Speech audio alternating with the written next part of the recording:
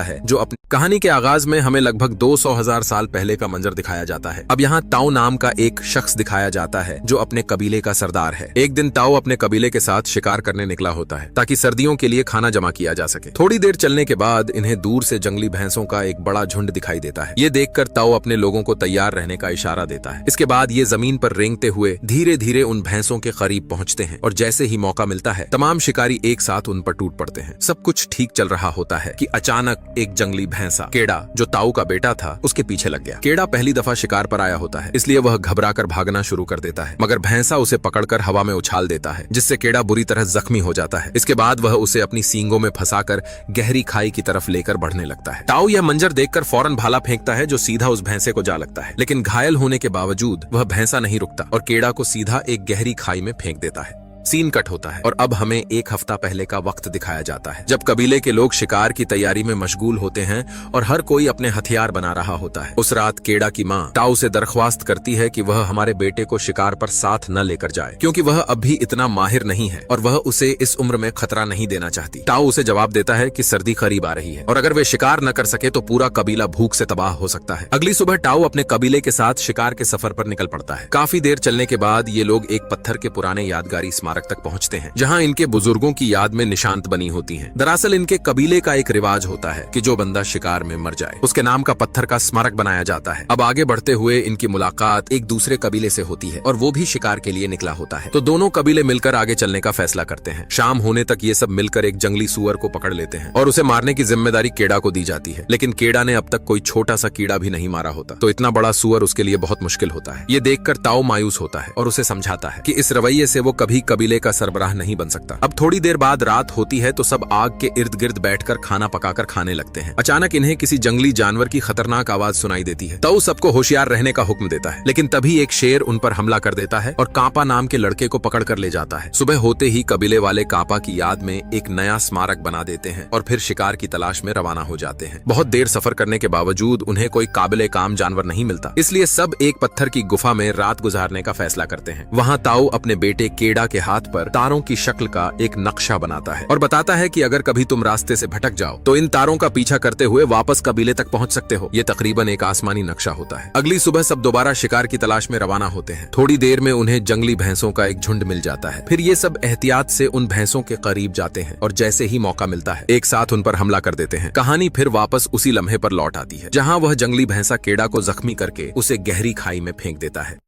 कबीले वालों को ऐसे लगता है कि केड़ा नीचे खाई में गिरकर मर चुका होगा, लेकिन जब उन्होंने करीब जाकर देखा तो केड़ा अभी भी एक पथरीले किनारे से लटका हुआ